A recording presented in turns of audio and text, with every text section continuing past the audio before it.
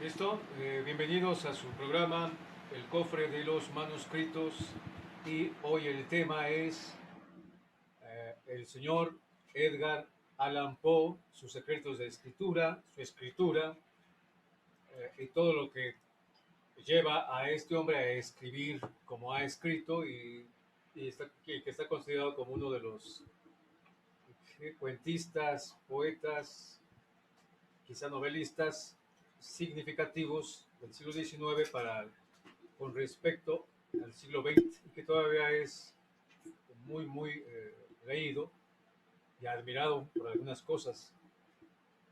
Estamos compañera Carolina a ver qué dice al respecto usted de este hombre. Bueno, a mí me gusta mucho Edgar Allan Poe. Me apasiona su personalidad, la historia de su vida, lo mórbido de su literatura, las imágenes que maneja, la entrega que tiene en sus poemas, esa búsqueda del amor eterno, del amor para siempre, más allá de la muerte, su fascinación por la muerte, por la oscuridad, por la luz de la luna, por los ataúdes, toda esa sensibilidad de este escritor es algo que a mí me fascina, me encanta. Bueno, primero que nada, buenas noches, Carito. Qué gusto Buenas saludarte, noches, maestro. gracias Don por Juan invitarme, Q. maestro Juancu. Siempre es un placer. Gracias, maestro José Manuel. Y pues para hablar de un escritor fundamental en la época contemporánea, con Edgar Allan Poe cristalizan y se sientan las bases de cosas muy importantes en la literatura. Una de las cosas fundamentales, perdón, por donde comenzaba el maestro Juan, es por la maestría, por el nivel que se alcanza en el relato corto, en el cuento.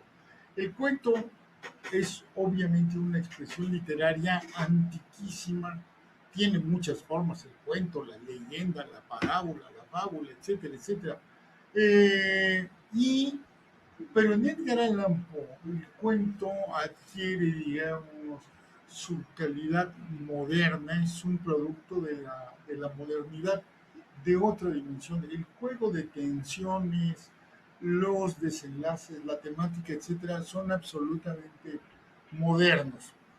A mí me gusta siempre pensar, es una ocurrencia personal, que en el cuento con Edgar Allan Poe ya es eso que hoy tenemos nosotros presente como cuento, una historia extraordinaria. En Edgar Allan Poe lo que importa no son tanto los personajes, los paisajes, etcétera, sino la historia toda completa como una historia extraordinaria. Eso es el cuento de Edgar Allan Poe. Y el cuento se va en Edgar Allan Poe por varias vertientes.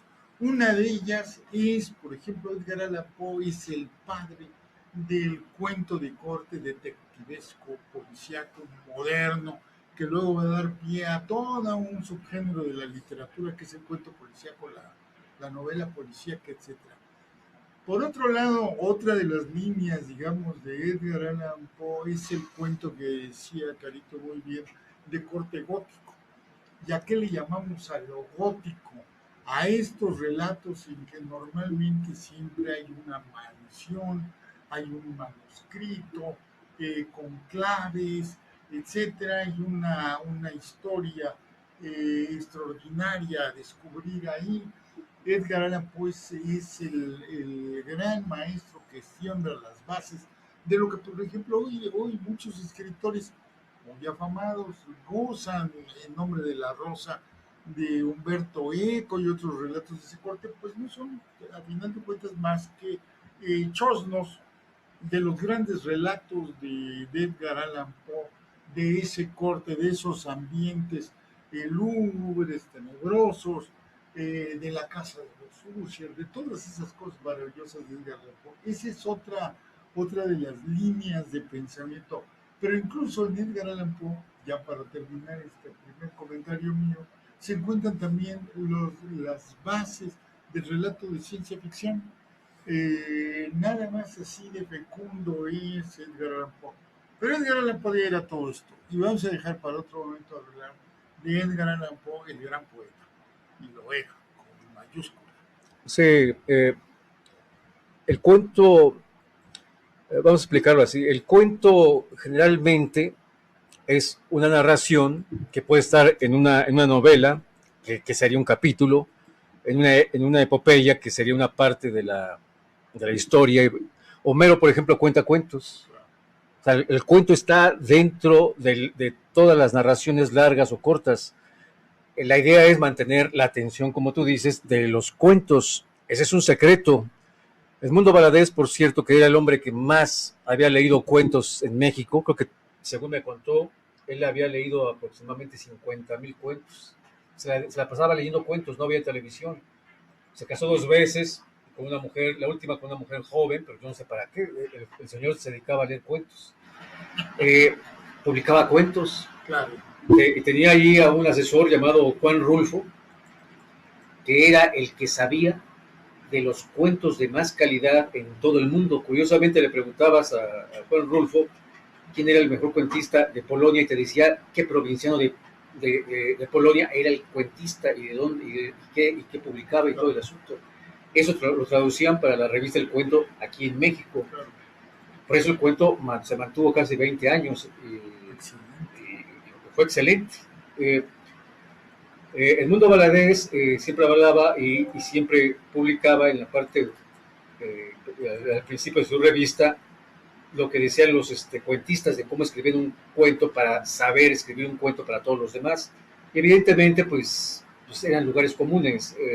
Escribir un cuento que sea corto, que el tema no se aparte, que no pongamos muchos personajes, pero eso ya lo dice la época romana desde sus retóricas antiguas de cómo escribir novelas o escribir un cuento o una narrativa.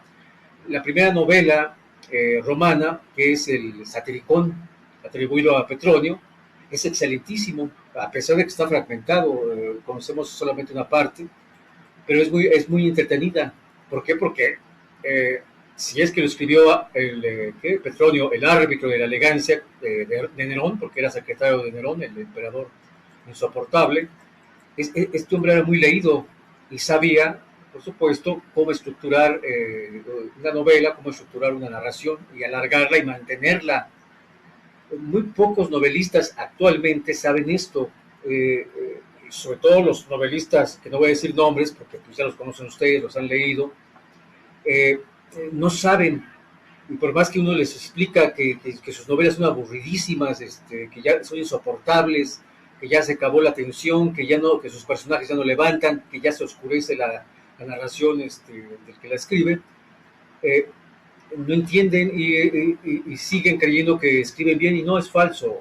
Ya no hay buenos novelistas y tampoco hay buenos cuentistas en México. Y hay que renovar entonces, o hay que recobrar lo que sí se hizo en este caso con Allan Poe. Allan Poe mantenía muy bien las formas de escribir un cuento. Un personaje, dos, ¿cuál es el problema? Y el narrador que sabe bien a dónde va a llegar, porque primero tienes que pensar el cuento al último y saber qué va a pasar. Y tienes que decir algo fuera de lo común. El cuento puede tener un final, o ser un final abierto, o no tener final. Pero por lo general, cuando tiene un buen final, es eso la elegancia, y ese es un arte, es el arte del cuento. Semejante a lo que es un soneto o un buen poema, también tiene su arte. Una novela bien hecha, por ejemplo, El Periquillo Sarniento, que espero que va a ser el próximo tema que vamos a hablar sobre Fernández de Lizardi, porque es entretenidísima su novela. Por más que ya quiere cerrarla, porque ese hombre tenía muchas cosas que decir, y lo decía muy bien, y El Periquillo Sarniento podría ser una copia del famoso español de atribuido a, ¿quién? A este señor... La Vía del Buscón, Del etcétera. Buscón, del Buscón, ¿cómo se llama ese? Francisco de Quevedo. Sí, también tiene un pícaro ahí, hay un pícaro ahí, pero este pícaro es culto. Curiosamente, el pícaro de Fernández de Lizardi es culto y es una novela mal llamada de costumbres. Es una novela realmente que ensalza todo el cuadro general de la época de la independencia y muy cercana al nuevo hispano. Excelentísimo. Es un gran descriptor como Edgar Allan Poe describe su época, describe los barcos, así describe nuestro Fernández de Lizardi, que no le hemos tomado en cuenta, fíjate, qué curioso. Es una novela gorda, pesada, gruesa, pero es muy agradable. Y es una forma de aprender a leer, es decir, aprender a leer novelas fuertes. Si logramos leer a Fernández de Lizardi, podemos leer a Balzac, que Balzac sí es pesado. Podemos leer a Carlos Fuentes, de sus novelas que realmente son muy gorditas, ¿no? Gorditas. Pero es el chiste, cómo mantener la atención, y ese es el secreto, cómo mantener la atención de la literatura, que es un arte para cualquier rama de la literatura, hasta el ensayo. Seguro.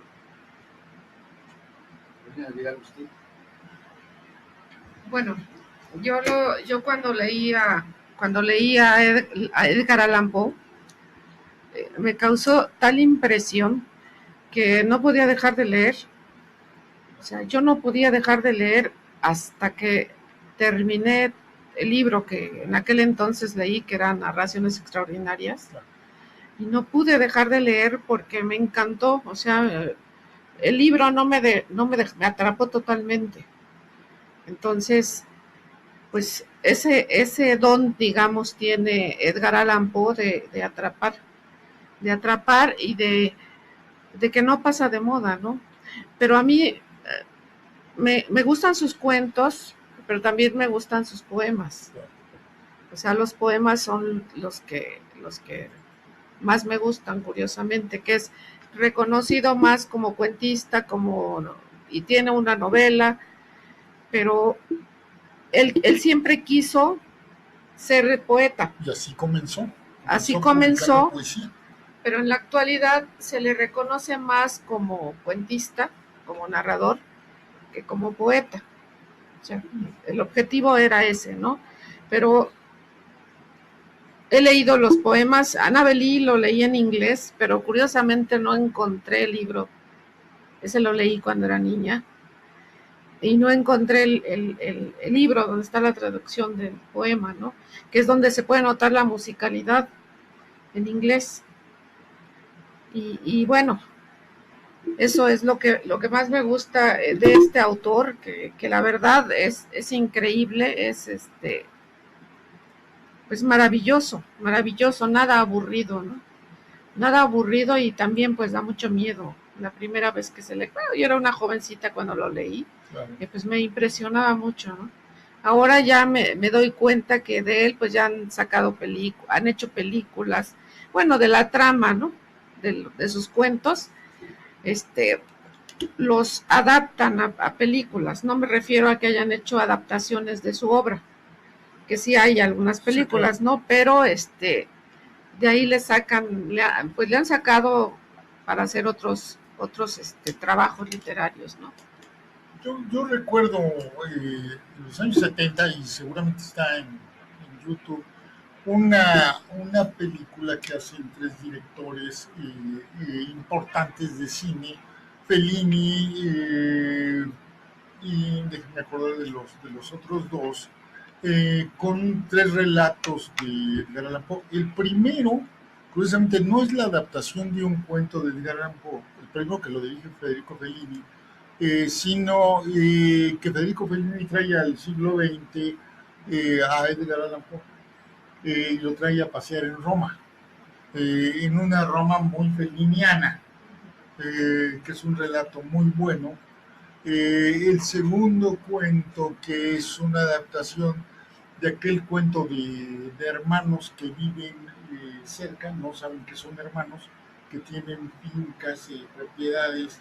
La hermana es muy disoluta y el otro es un hombre que se dedica a cuidar a sus animales, a sus caballos, sus pájaros, sus aves y con las que hace cetrería. Y esta se enamora muy obsesivamente de él y como él no le hace caso, le quema la cuadra de los caballos. Y apareció un caballo en el patio del castillo de ella. Y se establece una relación muy extraña entre ella y el caballo. Ella sale desnuda a galopar en el caballo hasta que un día el caballo la mete en una pradera que se está incendiando, que es precioso el cuento. Y el otro cuento, pues es un cuento muy gótico, lo recordarán ustedes, es el cuento de William Wilson, en el que Edgar Allan Poe, por cierto, en ese cuento él recuerda el internado en el que estuvo, que era un internado muy sombrío, muy grotesco en Inglaterra, porque acuérdense ustedes que la familia adoptiva de Edgar Allan Poe se lo lleva a vivir una temporada en Inglaterra, y el personaje William Wilson, que es un hombre muy siniestro, muy dado a cosas muy terribles, encuentra una especie de Hengel-Doping, un personaje idéntico a él, pero exactamente de carga moral contraria, que siempre le impide, le echa a perder las cosas atroces. Y un día lo mata sin darse cuenta que al matarlo él se suicida. Es un cuento precioso que está en esa película, que se llama, si mal no recuerdo, Historias Extraordinarias. Esa es una adaptación de los cuentos de Edgar Allan Poe. Pero hay otros, del Cuervo, de la mansión de los Usher, y de otros relatos de Berenice, si mal no recuerdo, se acuerdan de aquel cuento precioso de Berenice. El señor Valdemar. El señor Valdemar, Sí, desde eso. luego, que es precioso, ¿no? Sí. El de tonel de amontillado, aquel fantástico, ¿no? Bueno, evidentemente los relatos de Edgar Allan Poe adaptados al cine han sido muy fecundos. ¿Sí? El secreto de Allan Poe, porque para la crítica, para eso sirve la crítica, para desmontar los mecanismos de la literatura, también para otras cosas. La crítica es un análisis. Análisis quiere decir separar y volver a coordinar. Por ejemplo, tú hablaste de cuentos, bueno, el cuento del gato, por ejemplo, el gato es muy semejante al cuento del corazón del ator. Solamente se cambia el gato por el hombre, el anciano. Es el mismo ojo, es la misma idea. Es más, yo diría que es una secuencia anterior, el corazón del ator, del gato negro, de alguna manera. Es más, si yo continúo con el corazón del ator, el gato negro, yo puedo hacer una novela. Es decir, le quito los cuentos y hago la novela, y hago otra novela. La novela de Arthur Gordon Pym es una novela continuación del cuento de una botella, el manuscrito. El manuscrito de una botella, sí. Una botella es el mismo. Si dicen algo ustedes, compañeros académicos, vénganse aquí a sentarse, se los explicamos cerquita. Es el mismo, son los mismos datos. Evidentemente, si es que viajó Allan Poe por barco, pues no dudo, pero no creo que sea un gran experto marinero, que parece que sí lo es cuando él narra estas cosas. Evidentemente tiene un diccionario él, un diccionario de embarcaciones, y porque lo narra descriptivamente, exageradamente, para demostrar que sí sabe, porque parece que en esa época había que demostrar que uno sí sabía, porque pues había mucha gente que ya tenía el oficio, y un oficial sabe más que cualquier persona, porque pues tiene ahí el asunto directo, que una persona que lee y no tiene la praxis. Entonces, Allan Poe tenía que demostrar que sí sabía de barcos, y sí sabía manipular un barco, y sí sabía viajar en un barco. ¿Qué está pasando entonces con Allan Poe? Allan Poe ya tiene sus mecanismos son él mismo. ¿Qué quiere decir?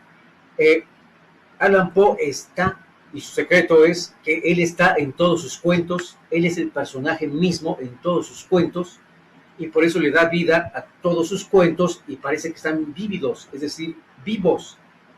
Eso es lo que le da la atención al texto. De otra forma, estaría siendo no sincero y estaría inventando caracteres que posiblemente no funcionen dentro de un contexto literario difícil en el caso de los ser históricos. Por ejemplo, esta novela de las aventuras de Gordon Pym, evidentemente se fusiló los viajes de Colón, o los viajes de Cook, o los viajes de Magallanes, o los viajes de Américo Vespucio. Cualquier diario de viajes dice lo mismo que dice Allan Poe. Y busquen los primeros viajes del diario de Colón. Allí están, y ahí está todo. Claro, él le pone, para no hacerlos aburridos, les da las aventuras, ¿no? Por supuesto. Pero es lo mismo. Eso es lo que podemos decir de la crítica. ¿Qué es lo que realmente hace Allan Poe? Es un ensayista. Allan Poe, antes de hacer cada cuento, se propone a sí mismo y dice qué va a ocurrir y habla del personaje. Él es el mismo. Y estoy suponiendo que es autobiográfico, totalmente autobiográfico. Allan Poe es el nervioso que está allí en el corazón del actor, el asesino del gato. Él es el mismo. Es el mismo. Él está haciendo un autoanálisis. Bueno, Freud ya lo hace posterior, pero él lo hace desde antes y empieza, porque en esa época estaba Spencer apenas con la idea de la psicología y todo esto, que todavía estaba en pañales esta cosa de la psicología, pero ya había psicología de alguna manera. Homero sabe muy bien quién es Aquiles y sabe muy bien cómo piensa. Un verdadero artista de la literatura sabe cómo debe pensar un autor o un personaje de alguna manera, y si es autor y personaje a la vez, también. Entonces tenemos un gran escritor, totalmente muy bueno, y claro, en la época de Allan Poe es un periodista porque tiene que ganarse la lana, tiene que ganarse el sustento, y quizá esa presión porque tenía que entregar los textos al día siguiente, quizá eso lo hizo muy fragmentario. Pudo haber hecho muchas novelas. Me extraña que nada más haya hecho una. Me extraña que haya hecho muy pocos cuentos. Sí estuve viendo los parajes parajes periodísticos, son muchos y son mucho mejores a veces. Por ejemplo, tiene uno de Von Kompelen, hablando de que trajeron al famoso ajedrecista el robot que tenía un enano adentro, y él mismo ve el aparato y claro, era un secreto saber cómo funcionaba esa maquinaria, pero él rápidamente, por observarla, y se metió debajo de la maquinaria que era puro camuflaje, pura farsa, pura maquinaria farsa, se dio cuenta que ahí puede caber un hombre, un enano. Ahora, la pregunta es la siguiente: ¿por qué nunca conocimos a ese enano que era excelentísimo ajedrecista? Es más, la forma en que esa máquina del ajedrez trabajaba o jugaba es de la misma manera que Capablanca, es decir, tenía el mismo sentido de la ubicación de las piezas de ajedrez y la misma forma posicional en que trabajaba. O sea, ese nano que nunca conocimos, y esperemos que algunos de nuestros compañeros que están atrás de la radio sepan y puedan investigar quién es ese nano, porque ese nano sería el campeón del mundo. Le ganó a un gran maestro, ¿no? Pero se adelantó, es posicional. En el siglo XIX solamente, porque también habla Allan Poe sobre el ajedrez, la Marie, ¿qué se llama? La Marie, en el cuento de Marie, la mujer que la asesinan, Marie, ¿qué? No me acuerdo de su nombre. Marie Rouget, Marie Rouget, roja, ¿no? Sí, de los cuentos de la California. Se avienta un ensayo, okay. Un ensayo excelentísimo sobre lo que es el ajedrez, y eso indica que es un hombre totalmente analista, demasiado inteligente para su medio. No se puede ser todo a la vez. Claro.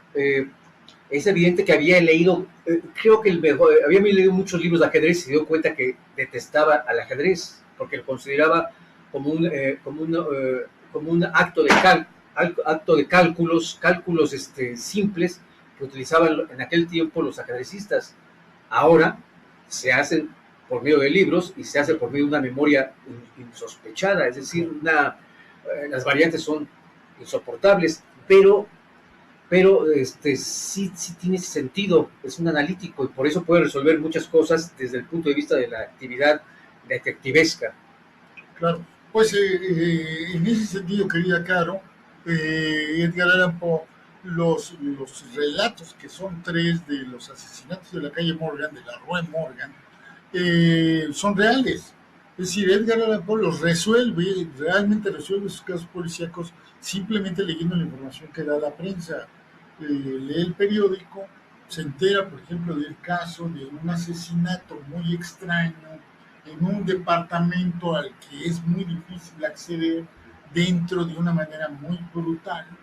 Y con los datos que va publicando la prensa y el desconcierto de la policía que da palos de ciego, Edgar Allan Poe logra desentrañar que se trató de que se escapó un gorila de un circo que estaba presentando espectáculos cerca, se escapó, se le escapó al domador, escaló la ventana y mató a esta persona de un zarpazo tremendo, y no encontraban ellos quién podía haber sido.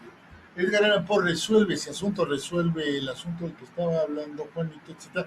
Y la resolución real de esos asuntos, simplemente con la información que tenía, la información muy desconcertante de la prensa, pues funda el cuento detectivesco moderno.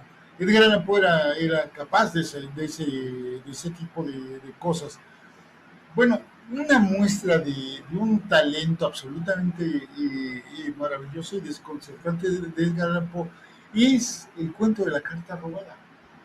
La carta robada, esa carta que tiene un valor político extraordinario y que puede cambiar una situación política de una manera, digamos, dramática, que daríamos, digamos, hoy pie a lo que sería un escándalo político. La solución del cuento es absolutamente genial, y la carta está escondida en el lugar más insólito y en donde menos se buscaría, que es a la vista de los que la buscan. Es simplemente genial. El relato es redondo de principio a fin, y es verdaderamente impresionante, porque uno, sabiendo que está compitiendo con Edgar Allan Poe cuando está leyendo el cuento, hace todas las deducciones de dónde pudiera estar la carta escondida, menos donde verdaderamente está, y es a la vista. A la vista. Él la toma de el lugar común, hace una copia y la regresa ahí. Es muy interesante este hombre. ¿Y algo, compañero? ¿Quiere leer algo? No, mejor. Por cierto, que a propósito del poema de Annabel Lee que decías que no encontrabas, bueno, aquí hay una traducción, puede no ser buena, pero aquí hay una traducción. Annabel Lee, hace ya bastantes años, en un reino más allá de la mar vivía una niña que podéis conocer con el nombre de Annabel Lee. Esa niña vivía sin ningún otro pensamiento que amarme y ser amada por mí. Yo era un niño y ella era una niña en ese reino más allá de la mar. Pero Annabel y yo nos amábamos con un amor que era más que el amor. Un amor tan poderoso que los serafines del cielo nos envidiaban a ella y a mí. Y esa fue la razón por la cual, hace ya bastante tiempo, en ese reino más allá de la mar, un soplo descendió de una nube, llenó a mi bella Annalí, de suerte que sus padres vinieron y se la llevaron lejos de mí para encerrarla en un sepulcro en ese reino más allá de la mar. Seguramente será infinitamente más bello en inglés, pero es un bello poema de Edgar Allan Poe. Para hacer un paréntesis, empezar a leer a Edgar Allan Poe, gran poeta. Bueno, yo a mí me gusta la idea de Edgar Allan Poe, esa personalidad enfermiza, esa búsqueda del amor y de perderlo todo. Y bueno, él no cree ni en Dios. Él no cree en Dios. Él por ejemplo, en El Cuervo, está él sentado, lo que yo entiendo, ¿no? Está él en la noche, está leyendo un libro, yo pienso que es un libro de brujería. Pienso yo, por lo que él dice, ¿no? Entonces está leyendo ese libro, viene el cuervo, llaman a su puerta y y se levanta y es un cuervo, ¿no? Pero entonces él no sabe si es su amada, que es esta, ya no recuerdo el nombre, ¿cómo se llama su amada? Que viene en Leonora. Es Leonora, su amada es Leonora, y él cree que viene del más allá, pero finalmente el cuervo no, se da cuenta que no es Leonora, ¿no? Y entonces él en ese momento lo llama profeta al cuervo, es sacrílego este hombre también. Lo llama profeta al cuervo, o lo llama criatura demoníaca, si mal no recuerdo, y a él ya no le importa si es profeta o es criatura demoníaca, pero él lo que quiere saber, pienso yo, si después, si va a volver a ver a esa amada, que es Leonora, y el cuervo le dice que no, que nunca más. Nunca más. Que nunca más. Entonces, aquí se ve el pensamiento de Edgar Allan Poe, tan sufrido en vida, que tampoco creía en Dios, tampoco creía en la otra vida, porque en ese poema le da lo mismo el bien o el mal, lo que quiere saber él, si va a volver, si existe el más allá, y tampoco existe el más allá. Entonces, es un ser realmente que sufre, atormentado, con una neurosis terrible, bueno, una neurosis cercana al genio, ¿no? Era un genio, una sensibilidad exacerbada que lo hace escribir de tal forma, ¿no? De tal forma y plasmar su sentimiento, como decía Juanito Q, maestro Q, él es el protagonista en todos sus cuentos. ¿Por qué? Porque esa sensibilidad lo hace entender el sufrimiento, entender la muerte, entenderlo, como se le murieron tantas personas, tuvo ocasión de ver los muertos como son los muertos, fríos y con la mirada cuando están abiertos antes de que les cierren los ojos, cómo quedan los muertos. Y entonces es tan capaz él de describir, a mí me maravilla, de describir la sensación de la muerte, de los cadáveres y de la terrible angustia que siente un ser humano ante la pérdida de alguien que ama. Es lo que es, pues es un espíritu sensible, aparte que era un espíritu racional este hombre, ¿no? Como dice el maestro Q, él siempre deduce, él tiene que dar a conocer en sus cuentos, en sus relatos, aparte tiene que dar a conocer su sentimiento, su sensibilidad y aparte su conocimiento racional. En la búsqueda de que su literatura, de que su obra sea reconocida, que sea reconocida por la sociedad difícil en la que él vivió y en la que él, le fue muy difícil adaptarse al mundo como era, ¿no? No pudo ser en la escuela, no fue un estudiante modelo. Entró al militar, pero tampoco pudo él desarrollarse como militar porque era enfermizo, era delicado, era sensible. Un espíritu sensible y enfermizo pues no puede estar en la milicia. Es muy difícil soportarlo. Entonces él anduvo picando aquí, picando allá, buscando y bueno, tenía también esa sensibilidad que tienen los adictos, la personalidad adictiva, ¿no? Era una personalidad neurótica. De la neurosis vienen las adicciones, porque la neurosis causa una gran angustia.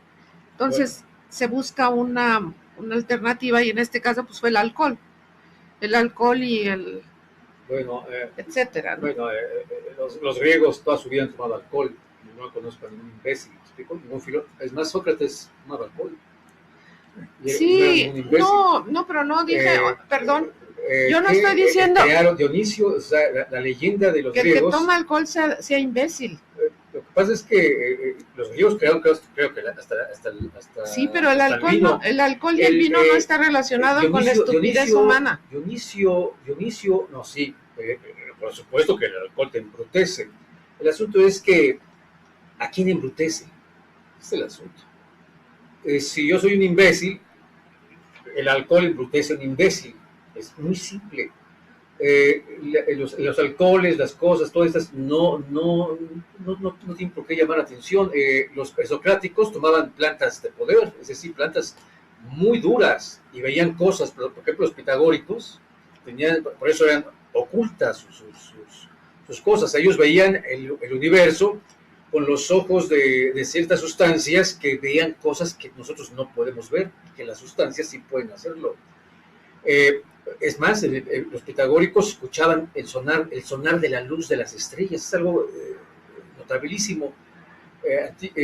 Los propios cosas estas de Leucis, los famosos misterios de Leucis, que los propios eruditos de franceses y europeos se caen en la boca.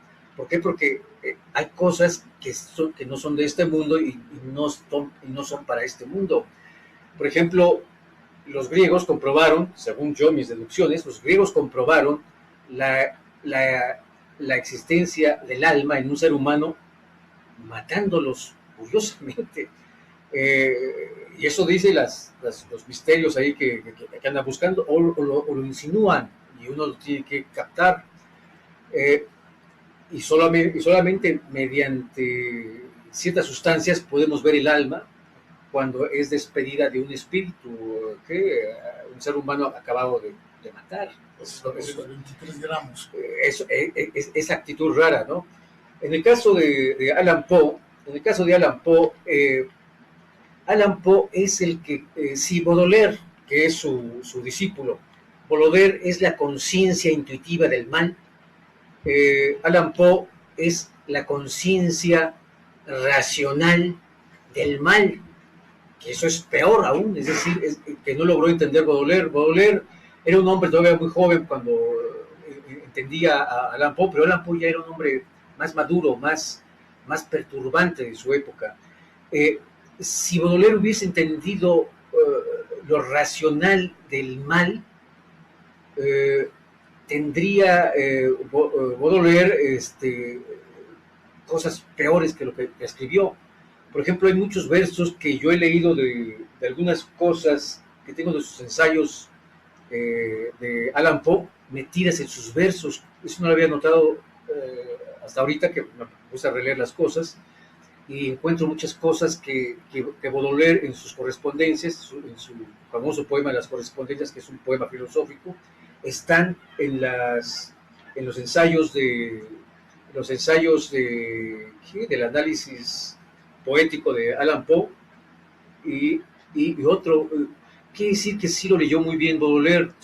Baudelaire no fue, algo le pasó a Baudelaire, quizá estaba enfermo, quizá, no sé, o también las deudas, o quizá era muy bohemio, o muy alcohólico, o muy opiómano, lo que sea, pero parece que no maduró lo que este hombre estaba sirviendo. Este hombre Allan Poe creó un libro llamado filosófico, Eureka. Sí. Todos se burlan de ese libro, todos los filósofos actuales se burlan de ese libro porque la metodología actual es distinta. Desde Kant hay una metodología muy ortodoxa para escribir un libro de filosofía, pero ese libro es muy interesante. Por ejemplo, a Alfonso Reyes, que escribe muy bien porque escribe como habla, y además es muy ameno leer a Alfonso Reyes, cuando quiso hacer un libro serio, como el Deslinde, vino José Gauss a explicarle el método y cómo hacerlo.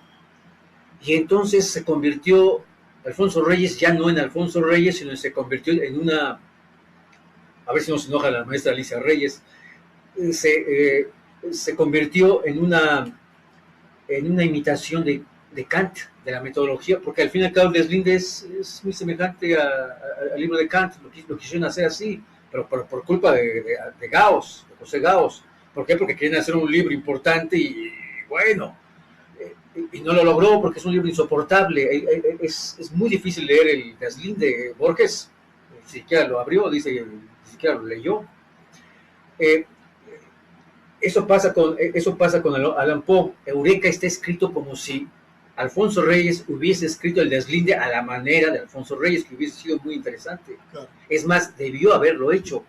Debió haber hecho una copia de un libro ameno sobre lo que es o no es literatura, y quizá el otro libro, bueno, por Gauss, ¿no? Pero que quería ser serio, quería pasar a la historia de Alfonso Reyes como un buen filósofo, no siéndolo, por eso, ¿no? Y tampoco Allan Poe era un filósofo, pero el libro de Eureka es muy interesante. Está Newton, está todas las lecturas que puede tener un filósofo, como sean, pero hay propuestas y el pensamiento del que lo está escribiendo, que eso es lo valioso. Newton, por ejemplo, que nadie sabe, ha escrito 1000 páginas sobre Dios. Dios, imagínate, Dios, y se avienta todo lo que es Dios. Es un matemático muy resuelto y todo el asunto, pero no conocen ese libro. Pero es un Newton distinto a los principios de matemática. Aquí, Allan Poe, ese es el literato que entra a filósofo y lo hace bien. Los filósofos que entran a literatos lo hacen mal, siguen siendo filósofos. Un filósofo actual es un metódico, aburrido, por supuesto, insoportable, casi inentendible. ¿Sí? Ahí está, ¿cómo se llama? El famoso Sartre, con su Ser y la Nada, que es insoportable. No sé por qué escriben tanto de tantas cosas que ni ellos mismos creo que entienden, y a pesar que ese señor es un propuesto del premio Nobel, pero yo lo he leído y me parece, yo he leído ese libro y me parece que no es realmente bueno, ¿sí? Yo sí lo puedo decir, y que venga algún filósofo que hay por ahí, y aquí platicamos. La crítica de la razón dialéctica, maestro, en 2 volúmenes. No, todo es insoportable. En cambio, leer a Allan Poe, Eureka, es agradable, es decir, te llena, es humano. Un filósofo que quiere generar un sistema después de Sócrates, yo creo que es tanto artificio, es tanto meterle concepto de concepto como Kant lo hace. Kant es el límite de lo entendible apenas, y Kant se regresa a decir, bueno, yo sigo a Aristóteles, y entonces Kant se lava la cara y se lava las manos, como debe de ser. Estos de ahora, los del siglo XX, no, estos se creen genios. Yo he leído cada cosa que es insufrible, insufrible en el sentido de la metodología, insufrible en la pedagogía de cómo se escribe el libro, y insufrible es el pensamiento. Yo creo que hemos levantado a estos filósofos, que me disculpen todos los filósofos, pero ya escriban bien, que se les entiendan algo, propongan algo interesante de su cabeza, ¿no? Digo, piensen como seres humanos, no piensen como metodólogos. ¿Y por qué no lo haces tú? ¿Cómo? ¿Por qué no escribes tú el libro que ellos no han, que nadie ha escrito? Hay muchos libros que hablan sobre la mala filosofía, fíjese. Hay 300 años de mala filosofía, como 300 años de mala religión. ¿Sí? Pienso que usted podría innovar la filosofía, ¿no? Bueno, yo quisiera que no nos desviáramos del punto de Edgar Allan Poe, porque el tiempo avanza y el tema es tan fascinante que debiéramos un poco volver a Edgar Allan Poe. Bueno, ahí está el ensayo de Eureka para que ustedes lo lean y vean qué tanto los puede convencer la pasión filosófica de Edgar Allan Poe. Sí sé que Edgar Allan Poe, desde luego, es un racionalista clarísimamente, de estos que vienen de la escuela de Descartes, de la duda metódica, que reaccionan contra la teología medieval, sobre todo encarnada por... Bueno, Descartes, en su propio método, es un nombre que se puede entender, es más, es entendible, se molesta de la academia de su tiempo, que no entendía nada. El propio Descartes lo dice, es insoportable los estudios franceses, y él mismo genera su propio sistema, un sistema más tranquilo. Es más, Sor Juana lo leyó. Claro. Sor Juana leía Descartes. Sor Juana es descartista. México, desde el punto de vista novohispano, es descartiano. No tenemos la tradición antigua de la filosofía ni mucho menos de la cosa del siglo XV, siglo XIV. No tenemos ese proceso. Somos lógicos y nuestro idioma es lógico, cerrado. Por eso no tenemos la arquitectura española que nos diferencia de España. Por eso los españoles se ríen cuando queremos imitar su idioma. El Quijote no se puede imitar, a pesar de que muchos americanos, sudamericanos, han querido ponerle capítulos al Quijote. No se puede, porque no tenemos el bagaje de las provincias de España. Claro. El español de España es riquísimo, riquísimo. Nosotros somos lógicos, somos apretados en el sistema, somos enfáticos en el lenguaje. El lenguaje de México es distinto al de España y distinto al de Sudamérica. Bueno, pues... Perdón, y de allí reside, el lenguaje reside en la idea de la forma del pensamiento filosófico. Si no se tiene un buen pensamiento del lenguaje y no se tiene una lógica del propio lenguaje, no puedes ni siquiera hacer conocimiento, fíjese usted. ¿Sí? Entonces, es imposible entonces ser un buen literato si no tienes un buen lenguaje.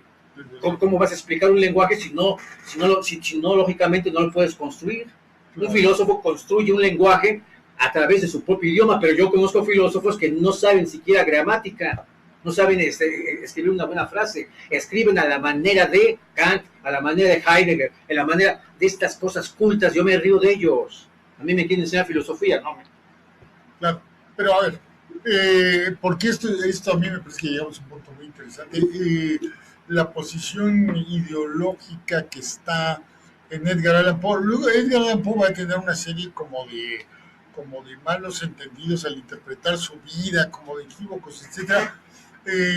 Parece ser, por lo menos hay una versión de que Edgar Allan Poe en los últimos días de su vida fue utilizado ya muy mal por el alcohol para hacer fraude electoral, para ser empleado ahí, y finalmente pues muere prácticamente en la calle de un ataque alcohólico.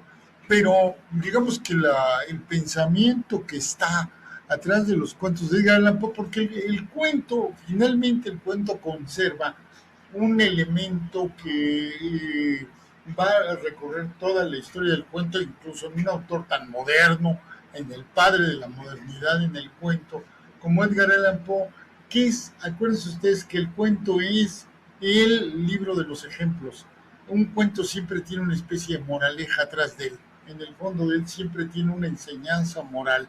Si nosotros tomamos un cuento de Edgar Allan Poe, tiene esa misma moraleja que podían tener los cuentos escritos en la India y que luego pasan por los países árabes y van a dar a España, vía Grecia, etc.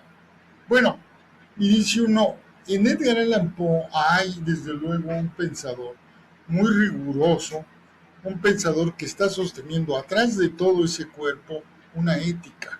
Edgar Allan Poe nos está mostrando muy claramente una concepción del bien y el mal.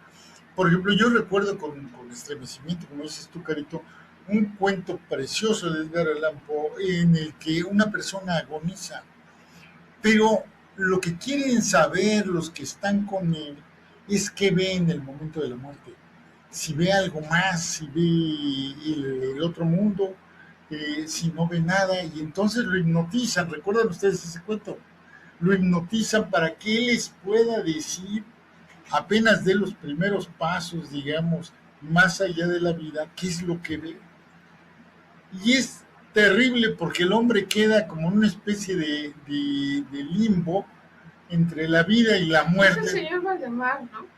No es el señor Valdemar. Es el señor Valdemar, no me acuerdo exactamente. Sí, queda en una especie de limbo, y en lo que nos hace pensar es si nosotros de veras tenemos derecho a manipular, ya para la época en que Edgar Allan Poe vive, ya los avances de la ciencia dan como para pensar, hoy más que nunca, con mucha más facilidad, en manipular la vida misma. Se puede crear la vida en un laboratorio, etcétera, etcétera, y todo eso ha dado pie a ramas del conocimiento como la bioética, etcétera, para discusiones filosóficas sobre eso. Pero en la época de Edgar Allan Poe eso empezaba a ser posible, y hay por lo menos una provocación de Edgar Allan Poe para que nosotros empecemos a pensar en en esas decisiones de orden ético, de si nosotros tendremos derecho a hacerlo o no tendremos derecho a hacerlo, si haciéndolo podemos seguir considerándonos seres humanos y en el sentido más profundo, en el sentido balzaquiano, en el sentido de que sin dimensión moral el ser humano no existe, eso dice Balzac en La piel de Zapa, y un poco es la reflexión de Edgar Allan Poe, bueno, de veras, y si hacemos esto, no matamos esa parte que diferencia al ser humano del animal, que es la parte ética, el que nosotros podemos distinguir lo que está bien de lo que está mal, etcétera. Bueno, ya hay eso en Edgar Allan Poe, por lo menos como provocación, como tentación de reflexionar sobre eso, en ese tipo de cuestiones. Y ahí está, digamos, el trasfondo de su posición filosófica. Yo coincido contigo, Edgar Allan Poe no era un hombre religioso, a pesar de haber sido educado por sus padres adoptivos. Él perdió a sus padres siendo muy niño, en el culto religioso muy anglosajón, de origen protestante, etc. Sin embargo, él era un ateo, un convencido ateo. Eh, y muy la temática de sus relatos se nota muy dado a reflexionar profundamente sobre la vida, sobre sus orígenes, sobre lo que hay más allá de la vida, si es que hay algo. Esa era una posición muy clara de Edgar Allan Poe. Yo creo que Edgar Allan Poe era un hombre, desde luego, atormentado por una vida que había tenido una parte muy infeliz, que es a la que se refería el maestro Juan, de pérdidas dolorosas de los padres cuando era un niño, y luego de desprendimientos. Quería mucho a su padre adoptivo, pero hay un momento que el padre adoptivo, que no sabe cómo enfrentar, que es autoritario, etcétera, como serían los padres de aquella época, no sabe cómo enfrentar a una personalidad como la de Edgar Allan Poe y lo repudia. Lo deja sin ayuda económica y sin el apoyo moral. Eso es parte de la vida dolorosa de Edgar Allan Poe. Y luego, desde luego, la personalidad tan en conflicto con un medio, perdónenme lo que voy a decir, pero soy sincero, con un medio tan mediocre como podría ser el Boston, el Baltimore, de mediados del siglo XIX, en el que se desenvolvía Edgar Allan Poe, tan pacato, tan mojigato, tan pueblerino, frente a un hombre que tenía una cosmovisión muy distinta, un hombre muy adelantado a su época, con una visión verdaderamente excepcional.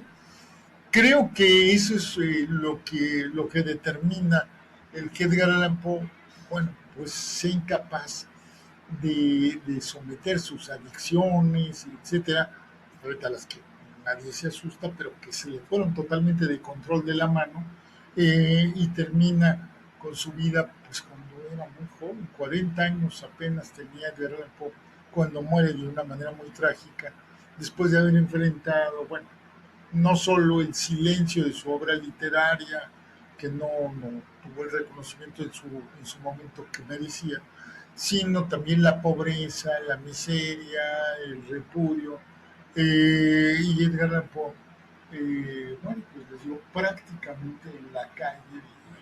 No, eso no tiene nada que ver, José Manuel. Los hombres de talento saben que si no trabajan, pues no hay de dónde. Y por lo general el hombre de talento es flojo, huevón, porque le gusta tener el tiempo para investigar. Está Leonardo da Vinci. Claro, Leonardo da Vinci, pues su padre era rico, no le faltó, pero sí está el pintor Miguel Ángel, que no era tan rico. No es tanto que fue un holgazán, sino que él hizo un intento muy terrible, que era vivir estrictamente de la literatura. Él quería hacer una revista. Sí. Es más, su última carta que leí yo, decía él que le decía a su mujer, o a su nueva novia, porque su mujer había muerto, su nueva novia, que él quería hacer dinero y estaba a punto de hacerlo, y 5 días antes de morir. Sí. Él estaba con esa idea de que estaba muy contento, iba a obtener dinero y todo el asunto, y después apareció muerto. Yo creo, después de buscarle todas las posibilidades en que, como tú dices, ¿por qué murió este espíritu? De alguna manera, yo creo que se suicidó. No puedo creer otra cosa. Se dejó que la gente bebe, se queda en la noche, hace frío allá donde. Yo sé que hace frío allá, les da el congelamiento y así lo vieron en el hospital. Y si tenía alguna enfermedad anterior, pues evidentemente se agravó. Entonces, eso es lo que le pasó. Pero él lo sabía, ese es el asunto, él lo sabía. Tenía la ropa cambiada, ¿por qué? Porque obviamente se mojó, obviamente por la humedad del frío, pudo haberse cambiado y tomado esa ropa fresca para no enfermarse, pero aún así se enfermó estando alcoholizado. El alcohol es un suicidio, el alcohólico es un suicida de alguna manera. Entonces, él lo sabía y lo dice en todos sus textos. Todos los suicidas hablan de sus textos. Los cuentos, él habla también de la idea de la muerte, es más, lo persigue. Curiosamente, esa es la palabra que se designan los suicidas. En la literatura hay muchos suicidas, los vamos a encontrar constantemente. Es parte del argumento de la literatura, el quitarse la vida. El propio premio Nobel francés, novelista, ¿cómo se llama? Que sí recibió el premio Nobel. Pues es que francés, de izquierda, sí, después de francés ha habido muchos premios Nobel. Antes de Sartre. Camus, sí. Él se dedica a hablar de suicidio, lo hace muy bien, excelente bien. Y murió muy curiosamente, murió en un accidente automovilístico bárbaro. Dicen que lo... En fin, el asunto es que el suicida está en todas partes. El parrot, o sea, el cuervo en su final es un suicidio. Parece que cae y le gana el cuervo que se planta sobre Atenea. Atenea es la significación y personificación de este hombre. Este hombre es un hombre racional y es un hombre erudito, es totalmente sabio. Y el cuervo está sobre Atenea. El cuervo es el pronunciamiento de la muerte. La muerte ganó con una sola palabra ante todo el discurso de Atenea. Eso es lo que quiere decir el texto desde el punto de vista simbólico. Y él muere, pues va y cae al suelo, pero cae al suelo y ya no se puede reponer. ¿Por qué no se puede reponer? Porque está vencido. El guerrero ya no tiene por qué vivir. Es lo que está indicando Allan Poe. Curiosamente aparece el Parrot, un texto semejante al de Allan Poe, pero es el de un loro. Me he dedicado a investigar esto y he visto que tiene la misma secuencia que el cuervo, porque el cuervo igualmente, como dijimos la vez pasada, está hecho con estilo. Tiene estilito. Los estilos son realmente imitables y por supuesto con un gran espíritu, un hombre que sepa hacer versos y de esa época, pues puede recuperar ese mismo texto y lo puede plagiar y lo puede hacer hasta mejor. Aquí lo hicieron con un loro y es lógico que un loro pueda decir más palabras que un cuervo. El cuervo solo croa, es decir, hace un ruido. En cambio, un loro sí puede hablar. Curiosamente, este texto es de 1809. Claro, después lo proponen como en 1865 porque todos lo defienden y hacen trizas este texto. Yo confío en este texto que creo que sí es original. Porque la idea es que un pájaro hable y el único pájaro que habla es el perico o una de estos animales, una guacamaya. No, también el cuervo habla. El cuervo tiene la inteligencia de un niño de 10 años. Y puede hablar, un cuervo puede hablar. ¿Sí? Claro. No, bueno, sí, el cuervo puede hablar más que un loro. Pero el loro es doméstico y se le enseña a hablar. Y un loro puede huir de su casa y puede decir palabras. Es más, se ríe. El loro se ríe. El loro tiene capacidad de risa. Pero el cuervo también lo pueden tener en casa. Es muy difícil. Es difícil, pero no imposible. Yo conozco a una persona en Gómez Palacio, Durango, que tiene un cuervo. Y los cuervos sí pueden hablar y tienen la inteligencia de un niño de 10 años y pueden hablar más que un perico. Yo cuando tenía 10 años, es ofensivo, compañera. Un cuervo no tiene, sí son muy hábiles, les quitan el lote y no se intimidan ante el campesino, ¿no?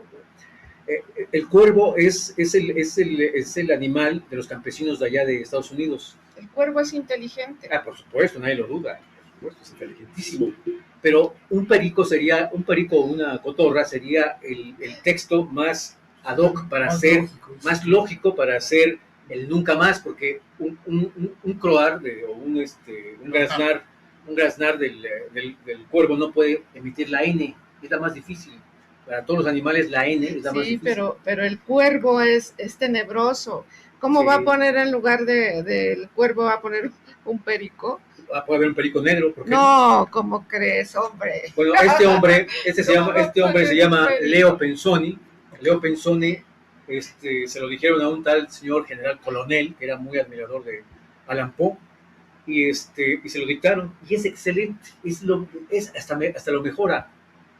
El asunto es que la gente de Allan Poe, en los institutos y allá, y todos los académicos, pues han defendido el texto que es falso, pero no, a mí me parece correctísimo, excelentísimo, y lo defiende un tipo posterior a la época de Allan Poe, un poquito, y el señor hasta se apena, dice, bueno, yo lo voy a decir, y lo pone en un libro de él, que habla sobre Allan Poe, sobre los poemas de Allan Poe.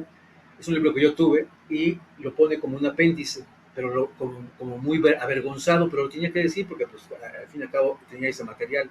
Se lo habían dado de un amigo, un hijo del padre que lo había... Y ahí, si ven en la lengua española, ahí está, ahí yo pongo todos los datos, y lo pueden ver tranquilamente, está investigado. Es excelente, a mí me gusta mucho. Eso quiere decir que si Allan Poe creó su cuervo a la manera del análisis que él hace de un ensayo sobre su propio cuervo, que es un ensayo donde dice cómo se hace un poema artístico. Claro, todos los tontos van a ir a ese texto y van a hacer lo que dice, las instrucciones que dice ese texto, pero nunca lograrán un texto a la manera de Allan Poe, ni artístico. Lo que hizo Allan Poe, por ejemplo, fue crear el cuervo y después ver cómo lo hizo. Ese es el truco. Y Allan Poe, por supuesto, era un hombre inteligente y se adelantó a toda la bola de burros en aquel entonces. Ese libro lo utilizamos, una vez lo habíamos hablado, lo utilizamos allá con Edmundo Valadez. Edmundo Valadez hablaba muy bien de este libro de la filosofía de la composición, que así se llama. Lo pueden encontrar en internet, es muy fácil bajarlo. Y el maestro Edmundo Valadez creía mucho en eso. Y hicimos el ejercicio allá con los talleristas de los compañeros. Y por supuesto nadie creó un cuervo. Nadie creó un cuervo. Nadie creó ni siquiera un poema, ni siquiera un cuentito, nada. ¿Qué quiere decir esto? Que todas las recomendaciones para hacer un texto son falsas. Es decir, son buenos consejos, pero no sirven para la creación literaria artística. Solamente sirven para ayudarles un poco a su redacción. No existen escuelas para enseñar literatura, o la gran literatura, tampoco. El Quijote no aprendió en una escuela a hacer el Quijote, lo aprendió en una cárcel y gracias a que creo que le enseñaron las 1001 noches, allá cuando estuvo preso. Es más, él pone a un árabe ahí en su segundo tomo, Cide Hamete, que es un historiador y que dice que el hijo de la tiznada del otro poeta famoso, ¿cómo se llama? Lope de Vega fue el que le jodió su segundo tomo, ¿cómo se llama? Por poner el apócrifo. Y en Avellaneda le pone el propio prólogo de la Avellaneda. Pues se lo hice para que se le quite la lana, para que se eduque y no ande hablando mal del gran teatrero, ¿cómo se llama? De España. Casi dice Lope de Vega. Y se hacen tontos los españoles, curiosamente. Y, por supuesto, Menéndez y Pelayo, cuando habla de los dos textos, el segundo tomo del Quijote y el de la Avellaneda, que es un apócrifo, se queda callado porque es tan bueno, creo que es mejor, porque los primeros y segundo tomo de Quijote lo hizo con apuros, lo hizo con tal rapidez que le metió capítulos absurdos y se equivocó en muchas cosas, hay muchos equívocos. En cambio, el Avellaneda está exquisito, es entero, es más pelado el propio Sancho. Yo tengo una propuesta. Y es, Carito, aquí tengo el poema del Cuervo en español. ¿Y qué tal si estás de acuerdo, maestro Juan, que nos lo lea? Sí, que lo lea no, tú que lo lea. No, de veras, Somos, por favor, nosotros somos bien machos y bien impositivos. Aquí estamos. Una vez, en la lúgubre medianoche, mientras meditaba débil y fatigado sobre el ralo y precioso volumen de una olvidada doctrina y casi dormido, se inclinaba lentamente mi cabeza. Escuché de pronto un crujido, como si alguien llamase suavemente a la puerta de mi alcoba. Debe ser algún visitante, pensé. Ah, recuerdo con claridad que era una noche glacial del mes de diciembre y que cada tizón proyectaba en el suelo el reflejo de su agonía. Ardientemente deseé que amaneciera y en vano me esforcé en buscar en los libros un lenitivo de mi tristeza por mi perdida Leonora, por la preciosa y radiante joven a quien los ángeles llamaban Leonora y a quien nadie volverá a llamar. Y el sedoso, triste y vago rumor de las cortinas purpúreas me penetraba, me llenaba de terrores fantásticos, desconocidos para mí hasta ese día, de tal manera que, para calmar los latidos de mi corazón, me ponía de pie y repetía: debe ser algún visitante que desea entrar en mi habitación, algún visitante retrasado que solicita entrar por la puerta de mi habitación. Eso es y nada más. En ese momento mi alma se sentía más fuerte. No vacilando, pues, más tarde dije: caballero o señora, imploro su perdón.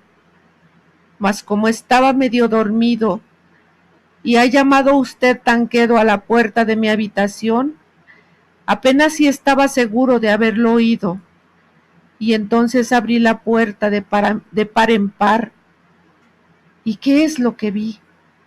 Las tinieblas y nada más. Escudriñando con atención estas tinieblas, durante mucho tiempo quedé lleno de asombro, de temor, de duda, soñando con lo que ningún mortal se ha atrevido a soñar. Pero el silencio no fue turbado y la movilidad no dio ningún signo. Lo único que pudo escucharse fue un hombre murmurado: Leonora.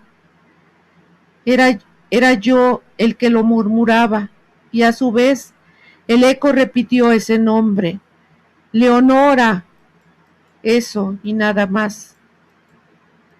Vuelvo a mi habitación y, sintiendo toda mi alma abrasada, no tardé en oír de nuevo un golpe, un poco más fuerte que el primero. Seguramente, me dije, hay algo que en las persianas de la ventana. Veamos qué es y exploremos este misterio. Es el viento y nada más. Entonces empujé la persiana y con un tumultuoso batir de alas entró majestuoso un cuervo digno de las pasadas épocas. El animal no efectuó la menor reverencia, no se paró, no vaciló un minuto, pero con el aire de un lord o de una lady, se colocó por encima de la puerta de mi habitación, posándose sobre un busto de Palas, precisamente encima de la puerta de mi alcoba. Se posó, se instaló y nada más.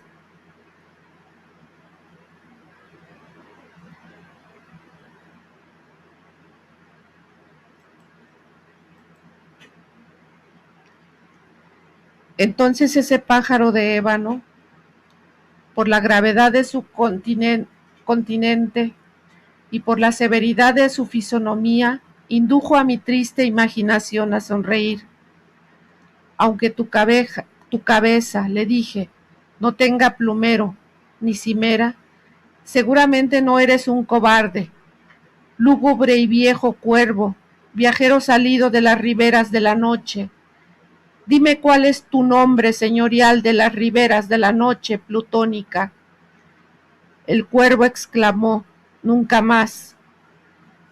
Quedé asombrado que el ave tan poco amable entendiera tan fácilmente mi lenguaje, aunque su respuesta no tuviera gran sentido ni me fuera de gran ayuda, porque debemos convenir en que nunca fue dado a un hombre ver a un ave por encima de la puerta de su habitación, un ave o un animal sobre una estatua colocada a la puerta de la alcoba, y llamándose nunca más.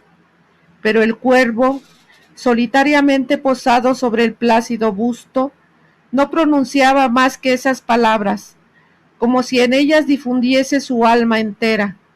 No pronunciaba nada más, no movía una pluma, hasta que comencé a murmurar débilmente: otros amigos ya han volado lejos de mí, hacia la mañana. También él me abandonará como mis antiguas esperanzas. El pájaro dijo entonces: nunca más.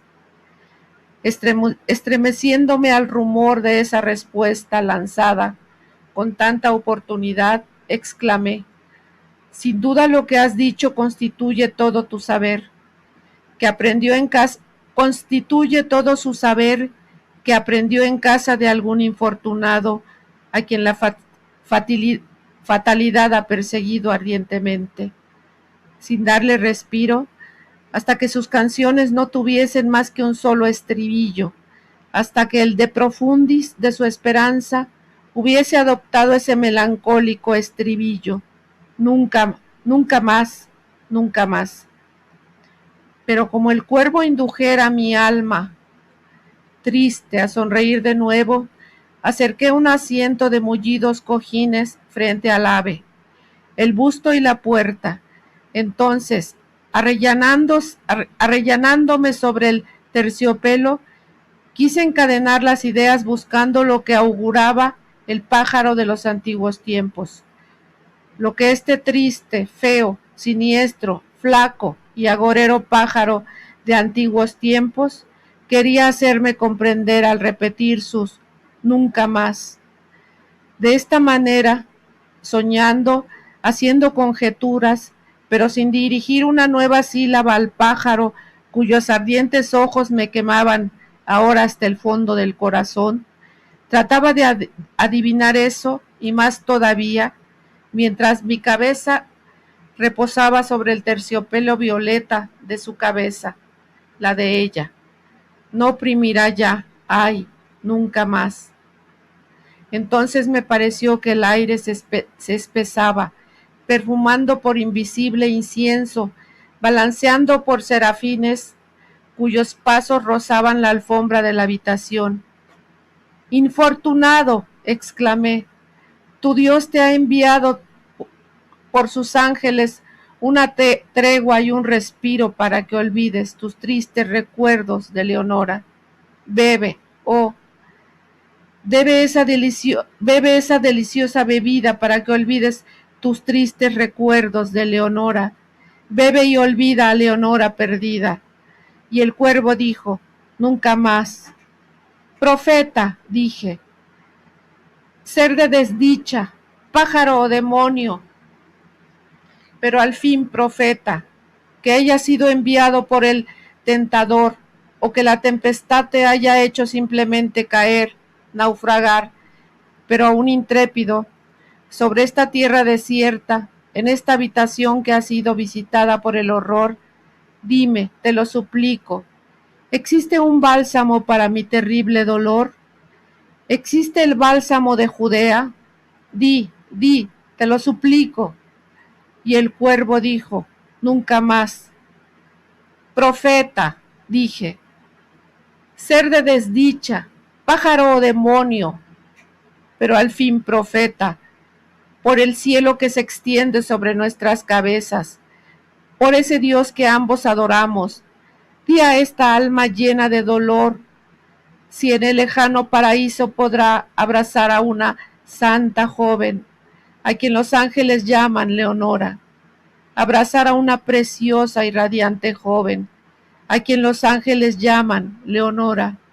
El cuervo dijo: nunca más. Que esta palabra sea la señal de nuestra separación. Pájaro demonio, grité irguiéndome, vuelve a la tempestad, a las riberas de la noche plutónica. No dejes aquí una sola pluma negra como recuerdo de la falsedad que tu alma ha proferido. Deja mi soledad inviolada. Abandona ese busto colocado encima de la puerta. Retira tu pico de mi corazón y precipita tu espectro lejos de mi puerta. El cuervo dijo: nunca más. Y el cuervo, inmutable, continúa instalado allí, sobre el pálido busto de Palas, precisamente encima de la puerta de mi habitación, y sus ojos se parecen a los ojos de un demonio que sueña, y la luz de la lámpara cayendo sobre él proyecta su sombra en el suelo, y mi alma, fuera del círculo de esta sombra que yace flotante sobre el suelo, no podrá volver a elevarse nunca más.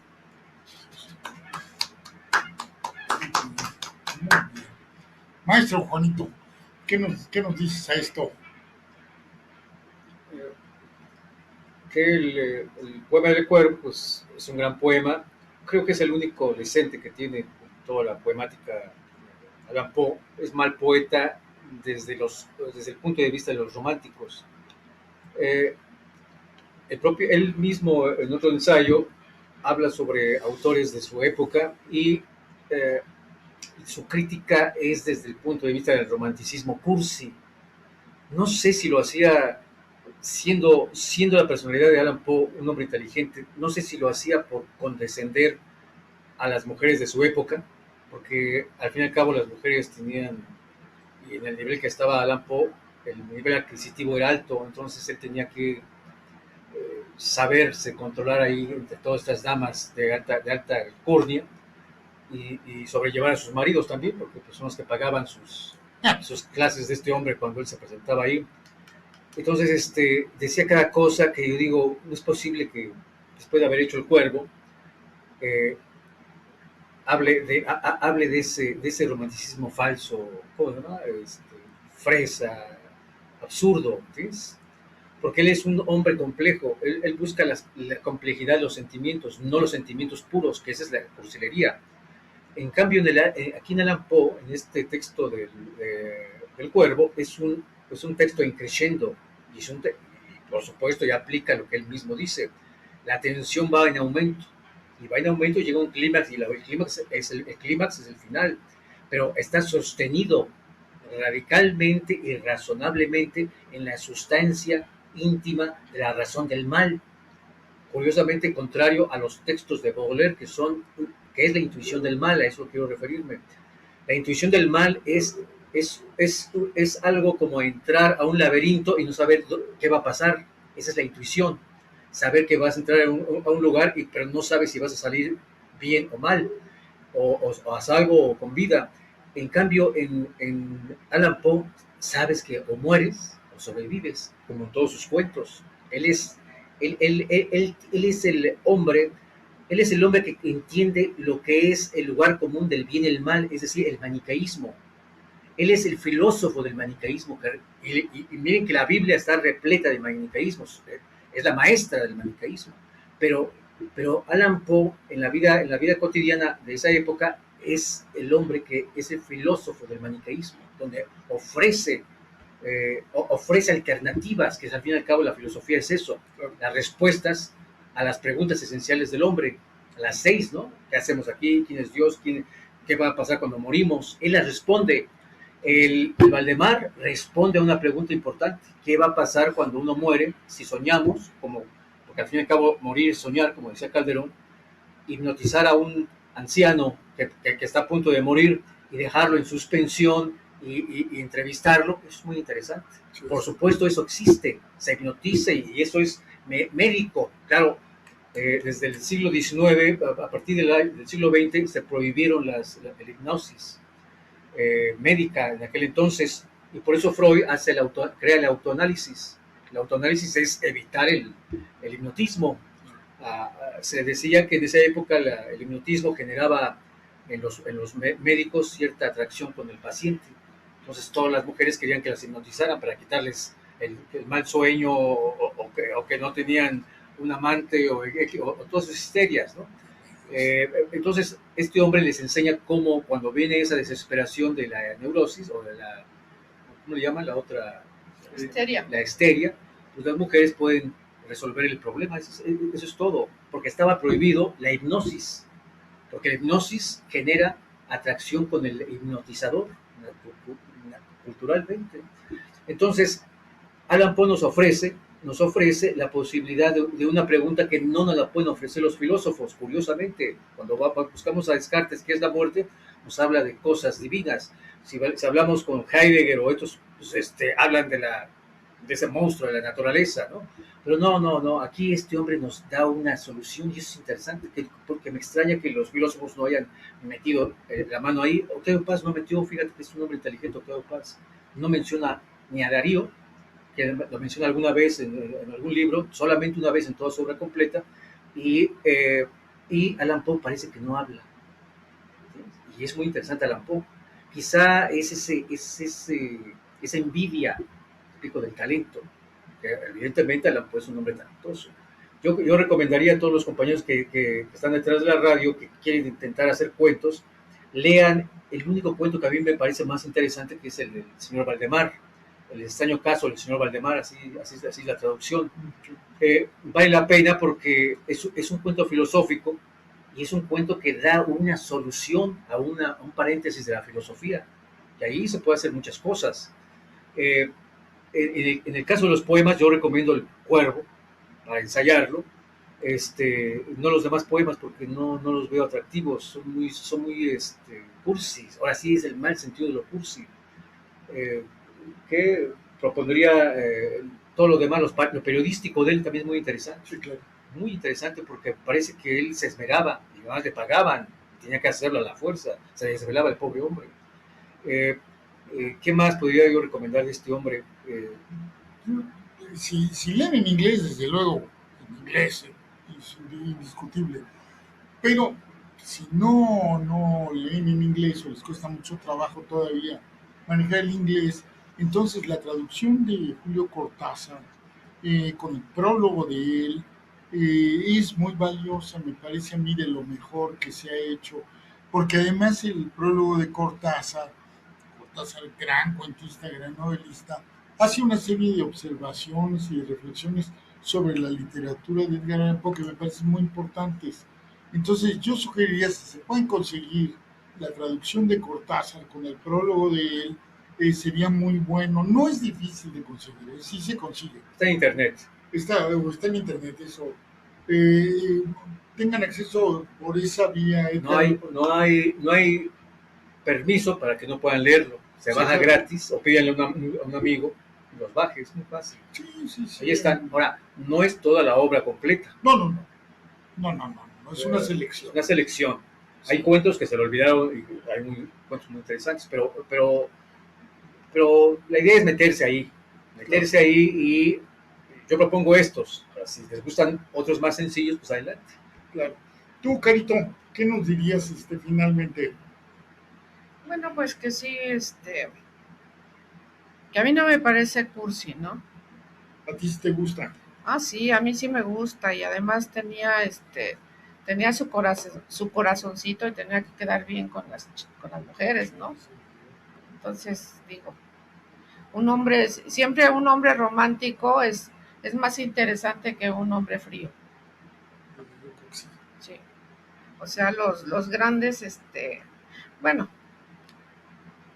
Por algunos se pasan, como Alfredo de Musset, que terminó calumniando a George Sand, que era de los grandes poetas románticos, pero también era un pelado y un vicioso y infeliz, ¿no?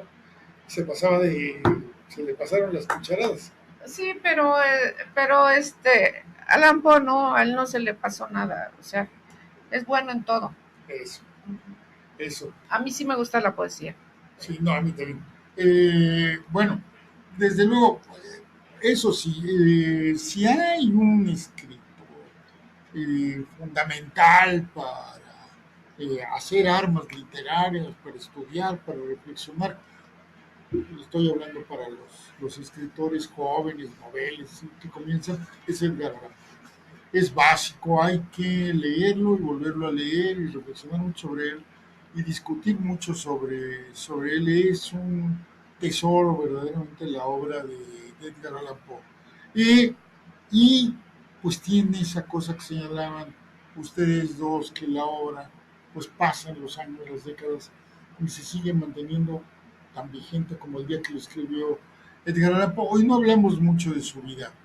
También échenle una buena lectura a su biografía. La vida de Edgar Allan Poe es casi una narración de Edgar Allan Poe.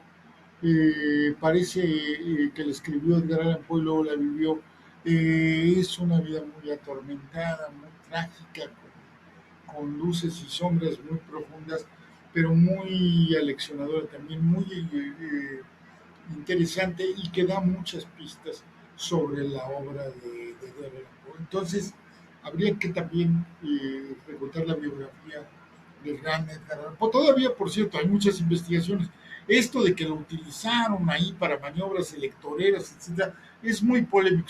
Siempre se dio por cierto, digamos, desde la muerte de Edgar Allan Poe, pero investigaciones modernas ponen muchas dudas sobre que eso realmente haya ocurrido. Lo que es cierto, indudablemente, pues es que ebrio se cayó en la calle y eso terminó con la poca salud que tenía el magistro. Según lo que yo he leído, él no tomaba mucho. Él tenía un problema de que tomaba una copa y le pegaba. Sí. O sea, no se tomaba, no tomaba, tenía una personalidad, digamos, enfermiza, una enfermedad. Eso debe ser una enfermedad. Sí, claro.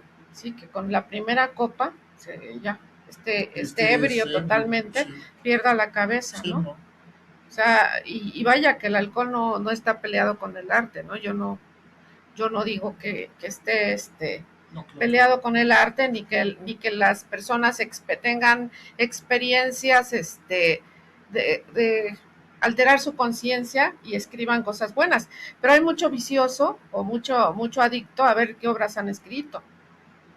No, pues o sea, el hecho de tener una adicción.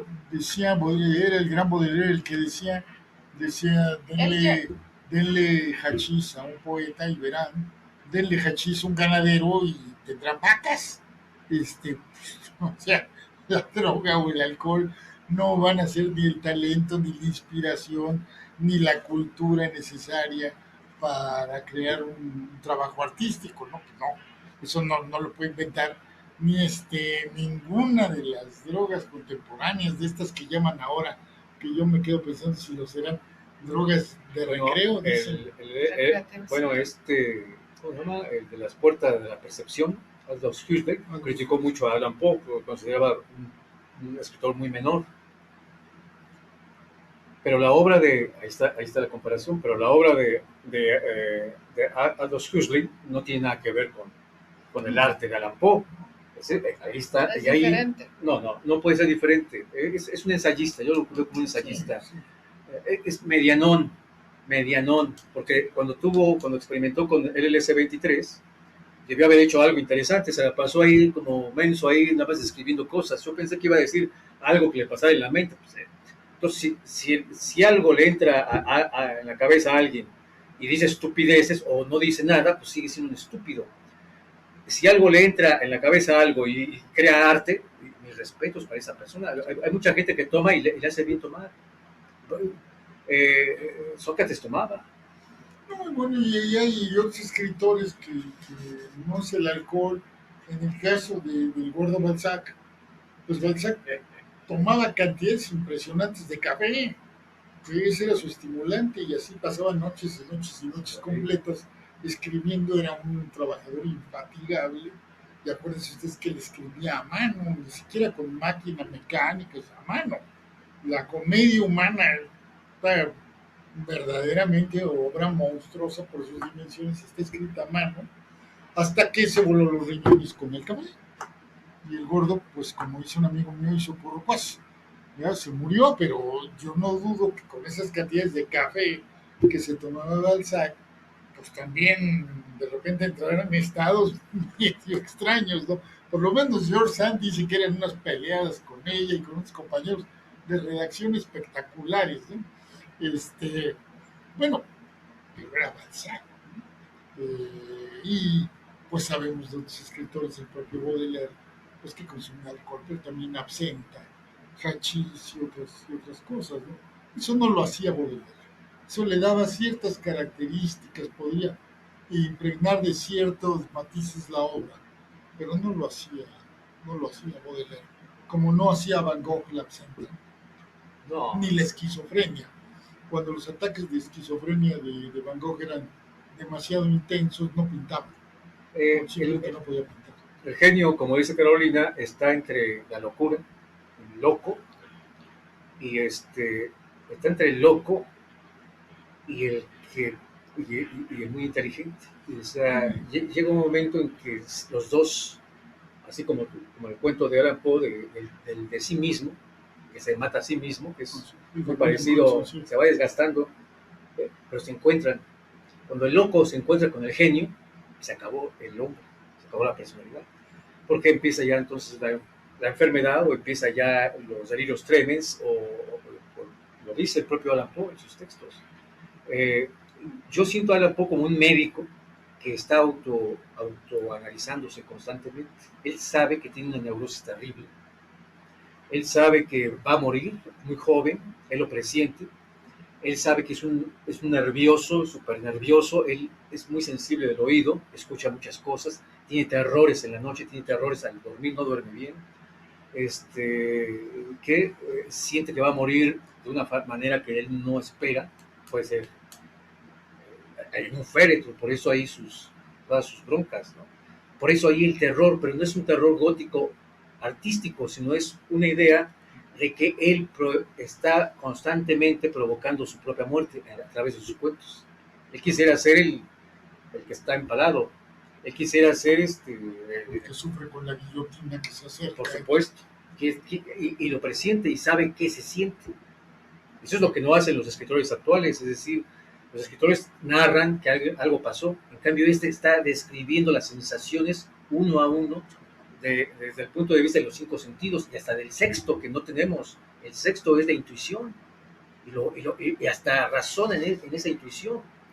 Es excelentísimo en ese sentido, es un gran descriptor, es más, exagera, pero eso es bueno en literatura. Cosa que no hacen autores literarios de esta época y anteriores, maestros, etcétera, no lo hacen porque no traen la literatura desde dentro. Sus personajes son muy malos, muy insinceros, fríos, y puedo hablar de muchos autores, que los he escuchado, y eso es falta de arte, y ese es un problema, y ese es un problema para la literatura. ¿Por qué? Porque entonces no hay literatos en México, no hay ediciones para vender, las editoriales andan publicando a cualquier menso, ¿me explico? Y lo engalanan allí, y lo proponen como hasta premio Nobel, pero no, son muy malos. Pero es natural que no haya buenos escritores. Es más, no hay buenos escritores porque no leen. No leen a los grandes, ese es el asunto, y ese es el problema. Leerlos con inteligencia, además. La escuela te propone lecturas, pero pues, ¿de qué sirve? Hay escuelas que te enseñan, ¿no? a escribir, pues, tampoco. He tenido alumnos que ven de esas escuelas y creo que pagaron mucho dinero por no aprender nada. A mí me da mucha pena porque pues ya se arrepienten cuando uno les enseña el arte de la escritura y les dice todos los asuntos y se dan cuenta que han escrito algo que vale la pena, y entonces se dan cuenta que perdieron el tiempo 5 o 6 años. Claro. Me da mucha pena de esto, pero pues así es esto. Maestro Juan, ¿a quién veríamos la semana que entra? ¿Fernández de Lizardi? Vamos a ver a Fernández de Lizardi, un mexicano ejemplar. Ah, sí, claro. Encantador, vamos a aprender mucho de él. Y es bueno leer a los mexicanos, el pensamiento de los mexicanos es bueno. Claro, y ahí justamente con Lizardi se plasma. Por eso es pícaro el pensamiento, la identidad del mexicano, que ya es distinto del español. Por eso un poco se burla de él y anda haciendo travesuras y tal. Será maravilloso hablar de eso, como fue maravilloso hoy hablar de Edgar Allan Poe. Gracias por la lectura, Carito. Maestro Juan. Nos vemos la próxima. Gracias, gracias Isra, Sí, por gracias. apoyarnos en los controles. Y bueno, pues tienen ustedes una gran tarea. Lean una tarea maravillosa. Lean bien con inteligencia de Edgar Allan Poe. Disfrútenlo. Tienen la ventaja hoy en internet de que, por ejemplo, si quieren oír El Cuervo en inglés, en una maravillosa lectura, pues tienen a Sir Laurence Olivier apretando un botón. Sir Laurence Olivier, a los chamacos que ya no lo vieron, fue uno de los actores más maravillosos del siglo XX, especializado en Shakespeare y en los grandes poetas ingleses, y hace una lectura del Cuervo que es verdaderamente estremecedora en inglés. Oigan la musicalidad, si no le entienden mucho el inglés, oigan la musicalidad y la fuerza del actor en inglés y vean este programa y oigan la lectura magnífica de nuestra querida Carita. Muchas gracias.